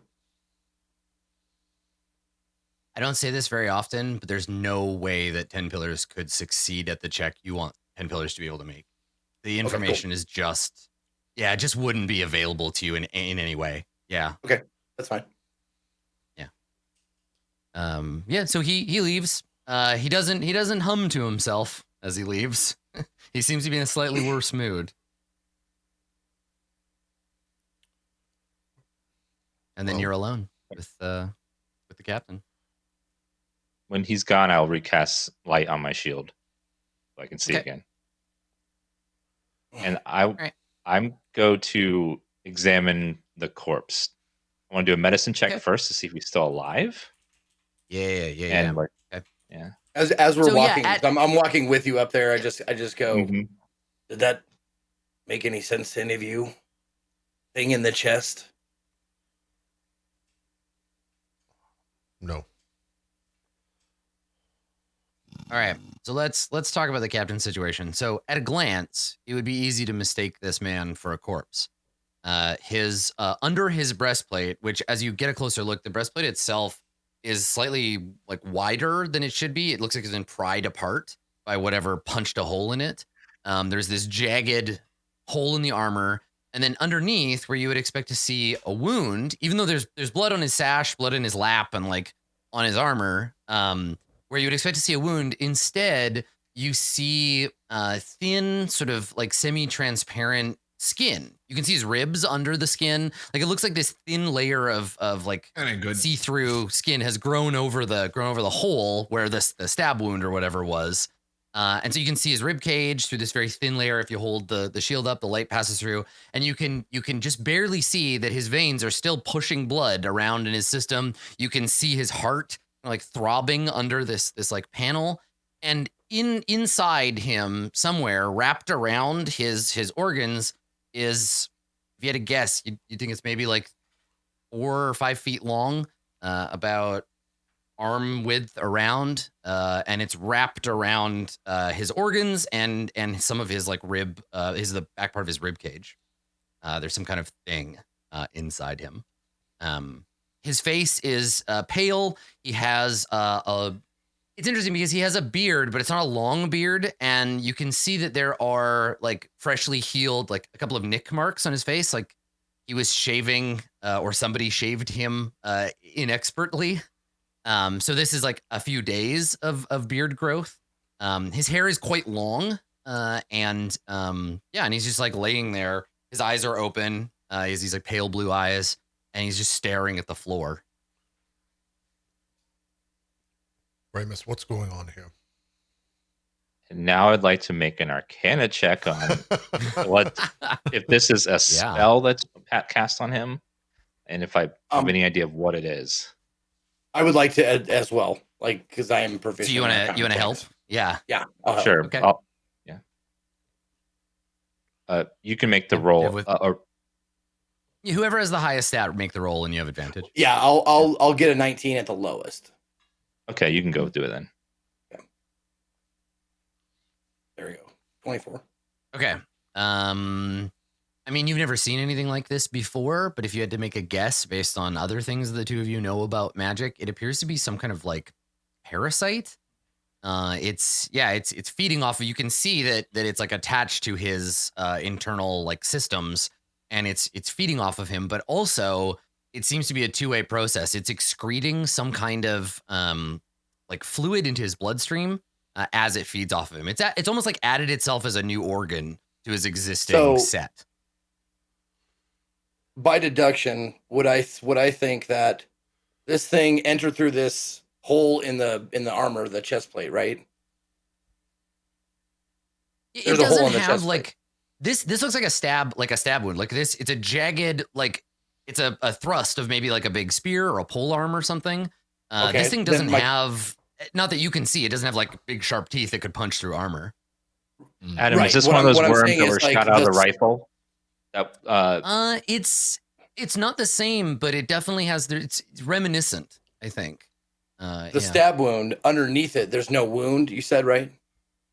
Well, there's his own skin, which is itself quite pale now, but there's his own skin, and then there is a membrane over top that looks like it looks like his body grew a single layer of skin. That's what I'm just over the hole. Yes. Yep. Yeah. That's his chest cavity isn't just like hanging open. The observation I'll make it. It seems like he's got a, I don't know, some sort of tapeworm that is just of demonic proportions. It's healing him. It's healing him from the inside. There's no wound where there should be a wound. There's a thin layer of skin, like when you cut your hand, you get a scab. This is the creature making a scab for its host. Whatever it is. Have you ever seen anything like this, Ramus? This is terrifying. Well, we've seen something like this in the void. Do you remember Maharibenberg? Those creatures that were shot out of the rifles? Right. The bugs. Or whatever they Something. were. I don't think it's exactly the same. It's something like that. This seems void or Mara. Adam, Ramus is talking about the thing that killed me, right? Or that knocked me unconscious. Yeah. Seemingly the first time. Bugfucker's gun, right? Do I? When Ramus says that, it sparks a bunch of different memories. But one of them is: do I remember anything that happened to me when I got knocked out by that? Is it being like, apart from me being knocked out? No, I don't think so. Okay. Yeah, maybe you get that like phantom ache, right? Where you're like, sure, weird. I have like a pain in one of your muscles from where you got shot, but it doesn't. Yeah, it doesn't trigger a bunch of memories for you. Okay. Yeah, then I remember that, but I don't know what this is. Can you? Hey, 10 pillows. It's onto something. Looks like it's repairing him or keeping him alive to feed off of him or something. Is it sentient? I very cautiously like reach out to see if I'm going to be stopped for like touching this skeletal frame, as it were. And if not, then I will touch the skeletal frame. I take a ginger step backwards. Yeah, in case he explodes. Yeah. His head falls off and grows legs and chases you out of the room. I'm just going to. He just wants to touch it, like touch the frame. Yeah, not necessarily the thing inside of his body, but the body itself. Yeah. Or we just assume like a ready stance, like anticipatory. Okay.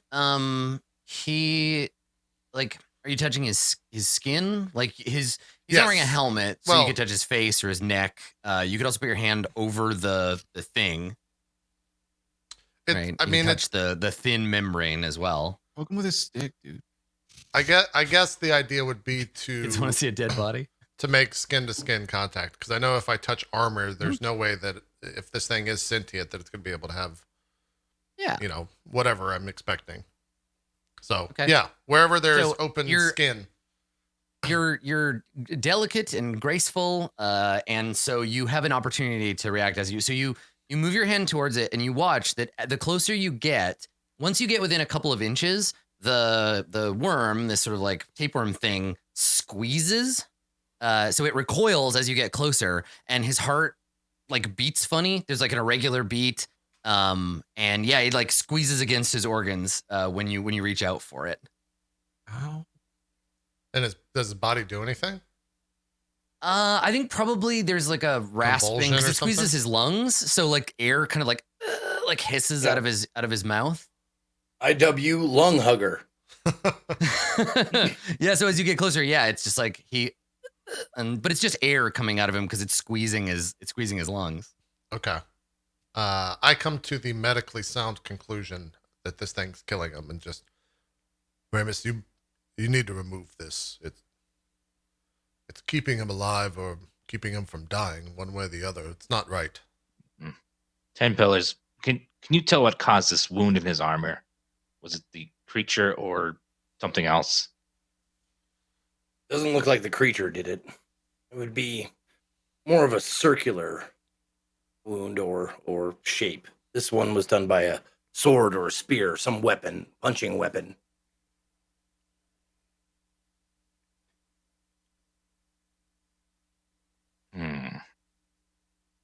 Well, if we're going to remove it, how? That's the question. My guess is that whatever punched through that had some sort of seed, spore, or whatever, egg on the tip of it, and injected it into him.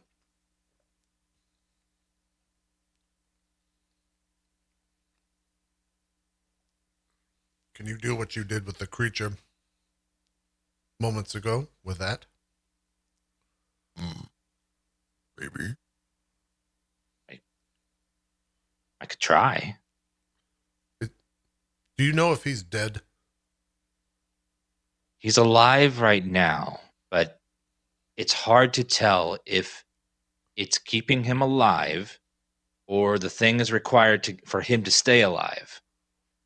I haven't figured that out yet. They're too intertwined right now for me to tell. If you use your magic, can it come back? Well, technically he's not dead, so I could if we do it quick enough.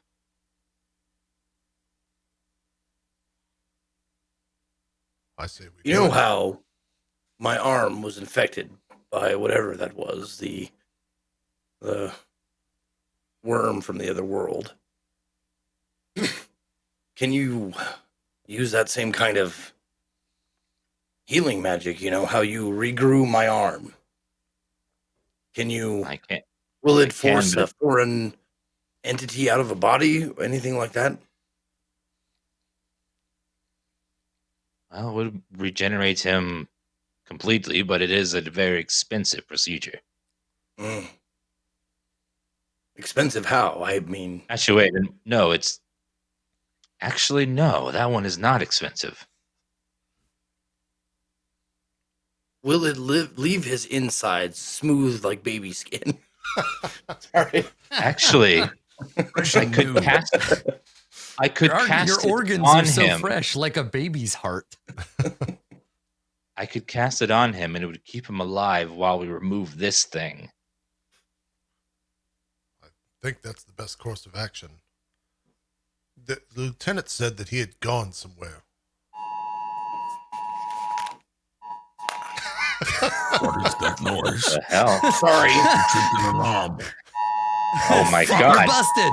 Jesus What is Christ. that magic, Now, 10 Pillars? Hold on a Oh minute my there, God. you guys. I told I'm you sorry. not to come into the temple. How That dare was- Right, you? exactly. The guards all come running in. Was that Now a you shelter at tripped an home alarm. order? What was that?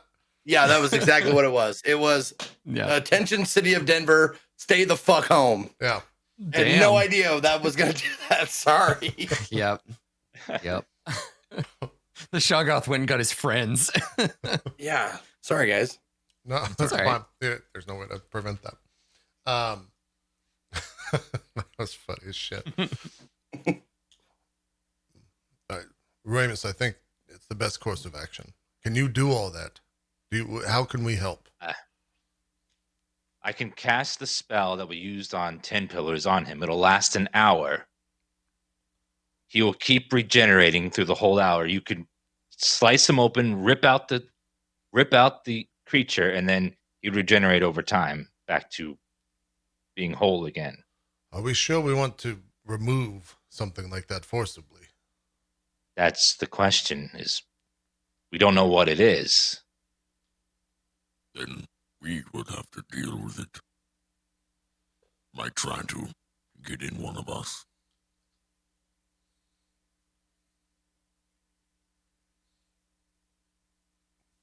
Seems like with all four of us being here, it's chances of it infecting us are unlikely.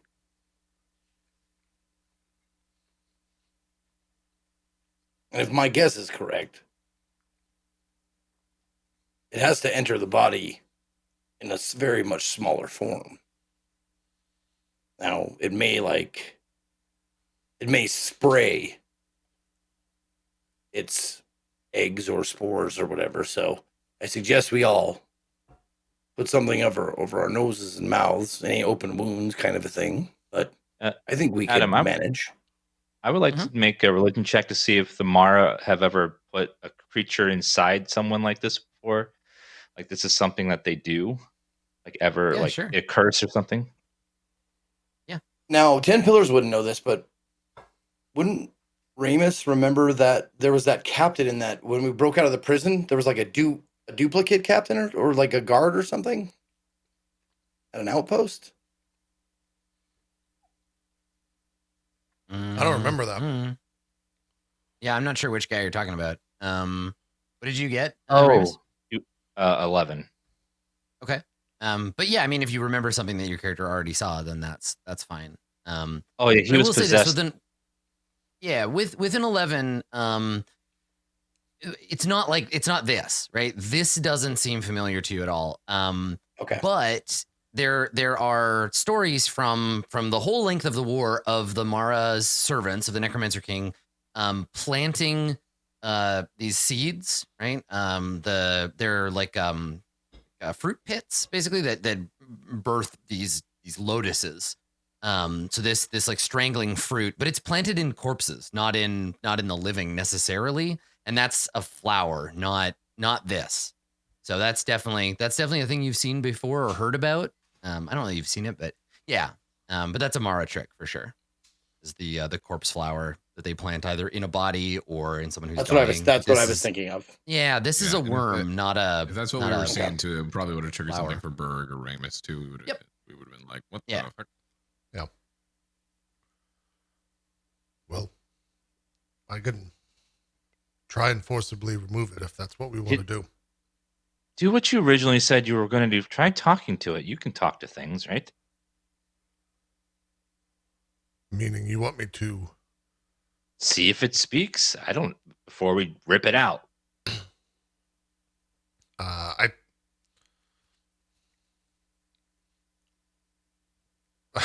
There's hesitation. Like I slowly turn towards the corpse and like look at this cavity in this man's chest. Knowing Ramus, I feel like it's fair to be tense here because there's a 50-50 chance he's actually being serious, and there's a 50-50 chance that he's just going to make fun of you for talking to a worm. So, whatever. Yeah. Let me look at this to see if it has to be like audible. How does this work? All spoken languages. So if he's like mind meldy, we can't have a conversation, right? Understand as long as it can understand a language. Yeah. But I have to speak, right? I can't just speak in my mind. Correct. It has to be spoken. Okay. All right. Yeah. I turn slowly and, if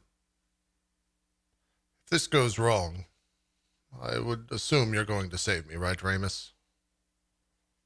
And I start to like pull my shirt up as I'm doing that. I think we're all in this together, Maharib. Right. You can't save me. Ramus, do I have your word? Yes, I will save you. You mean a great deal to me, Mari. Good. I will not, apparently. I will stand here and not help. You don't have the magical means like he does. I meant no offense. And I'll reach in and put my hand on this like thing. me, Dentalus. Right. We can't. That's why he said that. That's why. All right. So the B team heads for the bench while Ramus and Mahari attend to the problem. Berg thinks he's like helping by reinforcing and explaining, like, No. And I will humor you as if I didn't understand before. Yeah. Very kind of you. Good. Glad you get. Yeah. I touch this thing and you hear a hello. Just kind of sent out into the ether. Yeah. Now, so do you want to? Because again, when you reached for it, it like constricted around his organs, right? So do you want to keep? Because it does it again. Like if you get closer, it like squeezes. I mean, I get closer and I turn to the group. Am I killing him? Are we sure this is what we want to do? It's your physical distance to it. It's like a frightened creature. Just back up a little. Ramus, how am I going to touch this thing? But You don't have back to up a touch it. little? Just speak to it. I see. I turn to the thing. Hello? Do you understand me? Your words echo in the empty chamber. Yeah, I turn around kind of upset. Ramus, I think I need to have physical contact with this creature.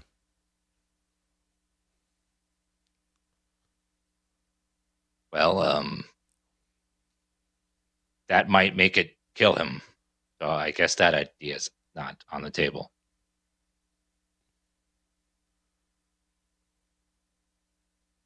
You can't banish this thing like you did that other creature? It seems I can try. I can try, but if it's not of this, if it's not from a different plane, it'll just come right back. That's more information than we've gotten on any of this. That might be the best. Berg? Do we want to think of maybe talking to the lieutenant about this before doing anything? Well, Berg. I'm just saying. We know I understand. the secret. I understand. What would we say to him that he's not aware of? What the fuck is this? Oh, you mean interrogate him, not ask him questions. Gloves off. Secret out. If we can handle this without involving anyone else, I say we do it, but that is a good last resort, Berg. More info might be better. Yeah, go get that sweaty nerd and beat the answer out of him. That's definitely an option, Berg. Yeah. What do? Well,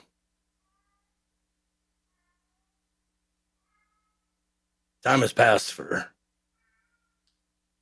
that to happen tonight.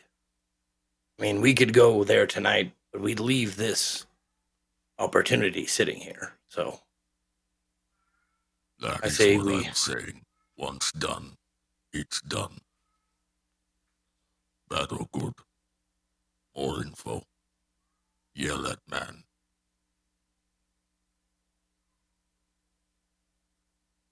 Beat info. What do you think? Famous? Mahari? It's not the worst idea. We don't know anything about this situation. And whatever was here that Ramus sent away we don't know what that was. None of this is making any sense.